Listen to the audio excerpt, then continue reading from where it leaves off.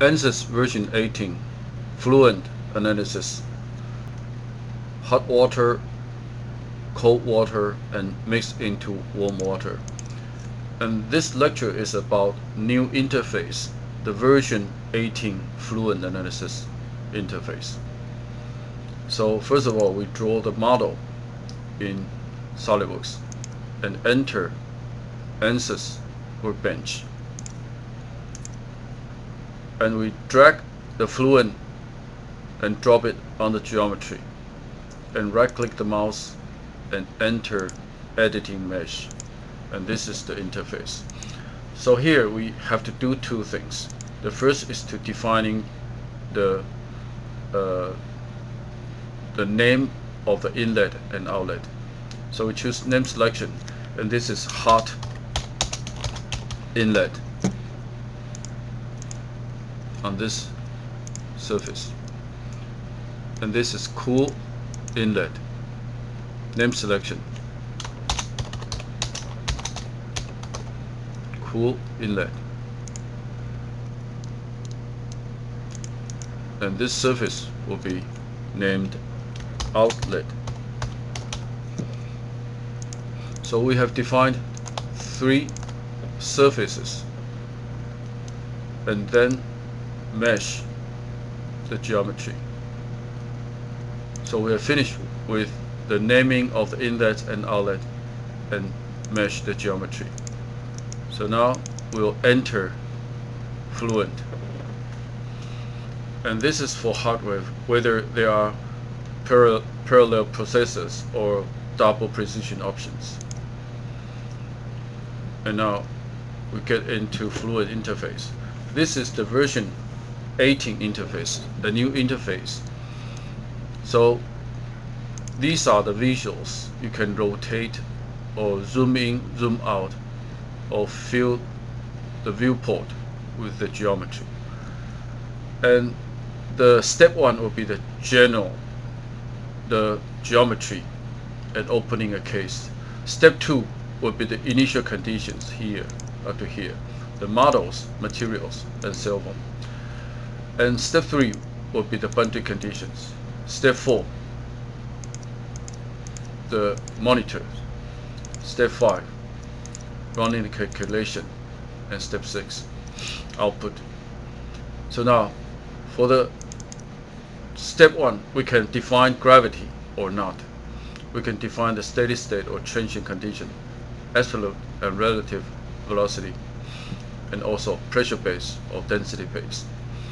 So we leave it at default.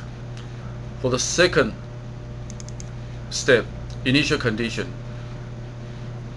for the energy, or here the setting, we can check the energy term. For the modules, we can check the energy term. So check the energy on. You can also do it here. So they are the same. We can check the energy to be on. So this is for modules. And for the material, we have only one fluid, and we will add another fluid. On the Fluent database, we'll choose water fluid, water liquid, and copy. So we have two fluid to choose from, water and air. And this is the loading of a material.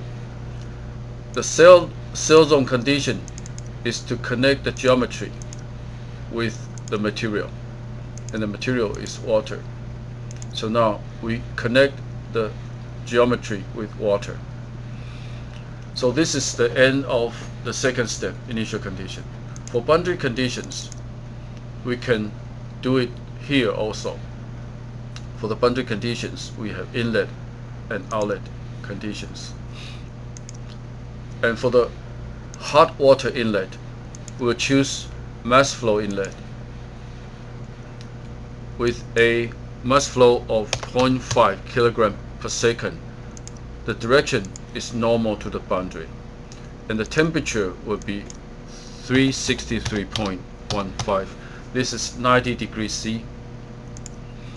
And for the cool inlet, we will still choose mass flow rate of 0.5 kilogram per second, and also normal to the boundary, at a temperature of 293.15, which is 20 degrees C.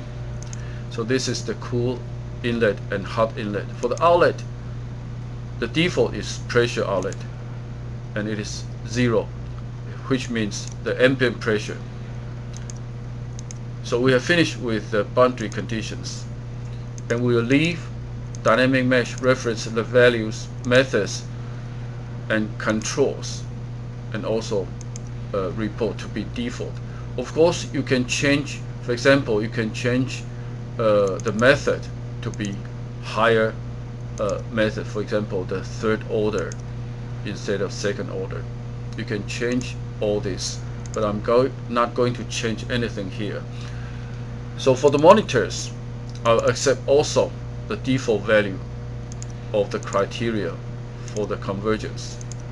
So for the step 5, I'll choose initialization, or I'll do it here to initialize. So you can choose other methods or calculations, but I'll take the default and initialize, and then I'm not going to save any iterations, and I'll run 100 iterations for now, and I'll see whether the numerical values are stable. It is pretty stable, so I'll stop at 100 iterations, and I'll get the result. And first of all, we can calculate the contours for temperature and feel the temperature at the inlet, outlet, and the wall. So you can see that the temperature distribution is like this. The hot water coming from the left and cool water coming from the right. And it is mixed, but it is not really well mixed. It's still hot portion and cool portion. And also you can generate vectors plot. So we can generate vector plot for velocities, and we'll display the vectors, and also the path lines or the flow lines for the temperature. Actually, the flow lines does not have the capability for temperatures, but it is a bug here, but we'll choose velocity instead of temperature. Otherwise, there will be a problem. So we choose the inlets and outlet, and we'll choose the line arrows and the scale to be 0.2, a smaller arrow, and I'll display. And this is the flow lines, and maybe I'll show the continuous pulse. This is somewhat like animation. And we can also show single animations. This is for single animations. And we can show continuous animations.